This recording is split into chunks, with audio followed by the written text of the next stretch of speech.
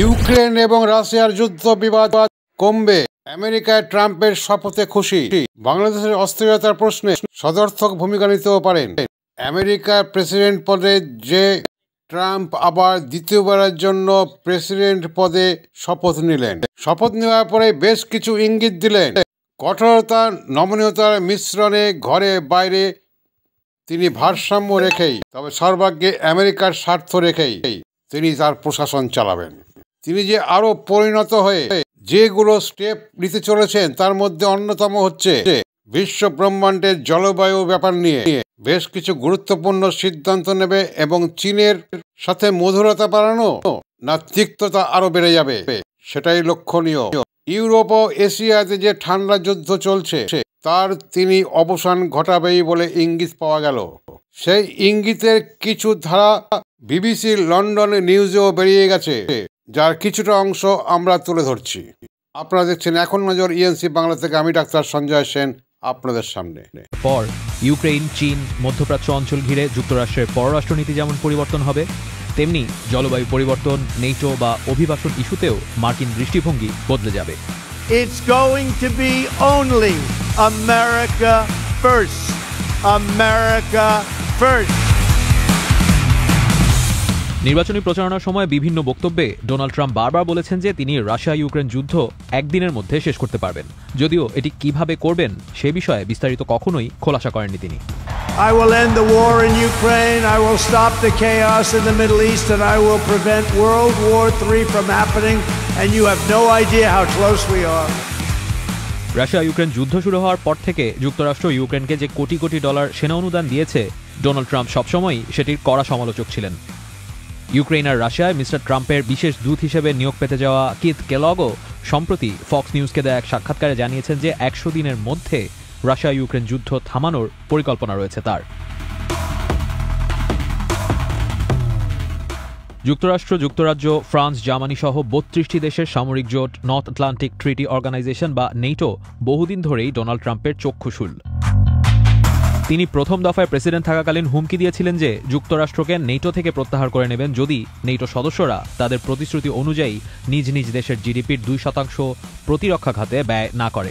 সে সময় তিনি এটিও বলেছিলেন যে কোনো দেশ যদি প্রতিরক্ষা খাতে তাদের প্রতিশ্রুত অর্থ ব্যয় না করে তাহলে তারা আক্রমণের শিকার হলেও যুক্তরাষ্ট্র তাদের সহায়তা করবে না।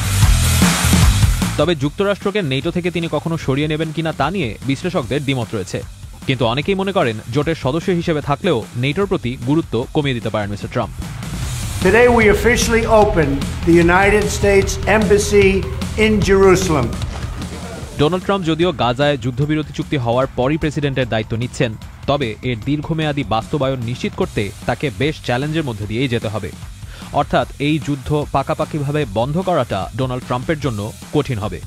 ডোনাল্ড ট্রাম্প প্রথমবার প্রেসিডেন্ট থাকার সময় ইসরায়েলের পক্ষে বেশ কিছু সিদ্ধান্ত কার্যকর করেছিলেন, যার মধ্যে ছিল জেরুজালেমকে ইসরায়েলের রাজধানী হিসেবে দাবি করা ও তেল আভিভ থেকে মার্কিন এম্বাসি জেরুজালেমে সরিয়ে নেওয়ার সিদ্ধান্ত। I am announcing today that the United States will withdraw from the Iran nuclear deal. এছাড়া ইরানের বিরুদ্ধেও তৎকালীন ট্রাম্প প্রশাসন কঠোর অবস্থান নিয়েছিল।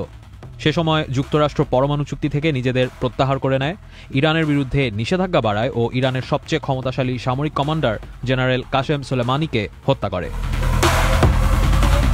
ডোনাল্ড ট্রাম্প প্রথম দফায় ক্ষমতায় থাকাকালীন চীনের সাথে এক প্রকার বাণিজ্য যুদ্ধ শুরু করেছিলেন। এই দফায় তিনি ইঙ্গিত দিয়েছেন যে যুক্তরাষ্ট্রে চীনা পণ্য আমদানির ক্ষেত্রে 60% পর্যন্ত কর আরোপ করবেন তিনি। পররাষ্ট্রমন্ত্রী ও জাতীয় নিরাপত্তা উপদেষ্টা হিসেবে তিনি যাদের নিয়োগ দিতে যাচ্ছেন সেই মার্কো রুবিও ও মাইক ওয়ালসও চীনের প্রতি কঠোর মনোভাব সম্পন্ন হিসেবেই পরিচিত। তারা দুজন তাদের বিভিন্ন বক্তব্যে এরই মধ্যে পরিষ্কার জানিয়ে দিয়েছেন যে বেইজিংকে তারা অন্যতম হুমকি হিসেবে বিবেচনা করে। নতুন মার্কিন প্রেসিডেন্ট জলবায়ু পরিবর্তনের ধারণার বিরোধী হিসেবে পরিচিত।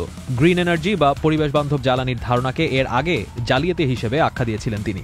জলবায়ু পরিবর্তন সংক্রান্ত প্যারিস চুক্তি থেকে তিনি আবারও যুক্তরাষ্ট্রকে সরিয়ে নেবেন বলে মনে করেন অনেকে। তাই জলবায়ু পরিবর্তনের বিশেষজ্ঞরা মনে করেন মিস্টার ট্রাম্পের প্রেসিডেন্ট হওয়া বৈশ্বিক জলবায়ু কার্যক্রমের জন্য হুমকি স্বরূপ।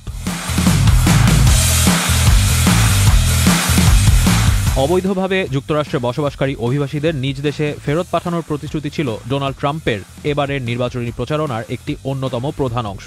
এরই মধ্যে তিনি ঘোষণা দিয়েছেন হোয়াইট হাউসে বসে প্রথম দিন থেকেই তিনি যুক্তরাষ্ট্রের ইতিহাসের সবচেয়ে বড় গণবিতাড়িতকরণ কর্মসূচি শুরু করবেন। And we will begin the largest deportation operation in the history of the United States.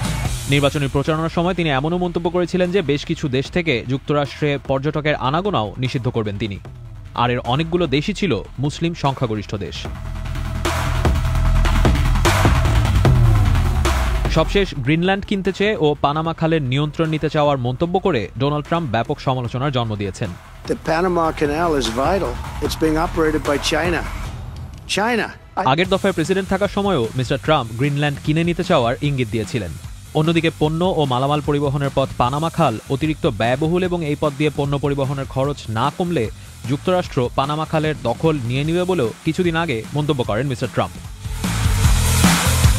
যদিও যুক্তরাষ্ট্র হয়তো এই দুই অঞ্চলের একটিরও নিয়ন্ত্রণ নেবে না, তবে ডোনাল্ড ট্রাম্পের সাম্প্রতিক বক্তব্য আর আমেরিকা ফার্স্ট মূলনীতির অর্থ হল যুক্তরাষ্ট্র তাদের সীমানার বাইরে নিজেদের শক্তি প্রদর্শন চালিয়ে যাবে।